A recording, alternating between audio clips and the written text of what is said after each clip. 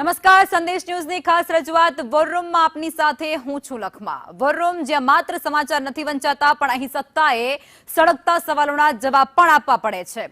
ગુજરાતમાં અત્યારે શું ચાલી રહ્યું છે, કઈ પ્રકારના પ્રશ્નો છે, કેવી સ્થિતિ છે, તેનાથી આપને અવગત કરાવીશ। સૌથી પહેલા આ 5 તસવીરો જુઓ, જેમાં વરસાદની આગાહી છે, નવા વાયરસના કહેરના વાગતા ભણકાર છે, શાળાઓમાં અપાતું દૂષિત પાણી છે, ખાતરની અછત છે અને એબીવીપીનો વિરોધ તમને દેખાશે।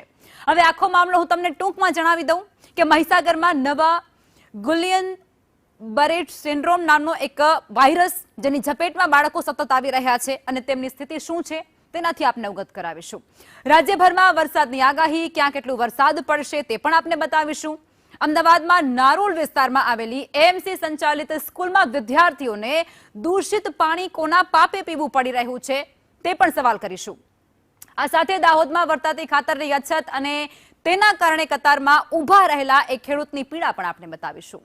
સુરતમાં પોલીસ અને એબીવીપીના કાર્યકરો વચ્ચે થયેલી એ ઝપાઝપી, કારણ કે ઝારખંડમાં ચાલતા આંદોલનને લઈ અને અહીં પણ વિરોધ પ્રદર્શન થયું છે અને અંતે એ કાર્યકરોની પોલીસે અટકાયત પણ કરી છે, તેના પર નજર કરીશું। અને સૌથી મહત્વનો મુદ્દો, અમદાવાદથી હચમચાવી દેતો એક કિસ્સો પ્રકાશમાં આવ્યો છે, જેમાં પતિએ તલાક આપતાની સાથે 17 વર્ષની એક સગીરાએ આપઘાત પહેલા એક વિડીયો બનાવ્યો અને એ વિડીયોમાં એણે શું કહ્યું એ પણ આપને સંભળાવીશું આજના વોરરૂમમાં।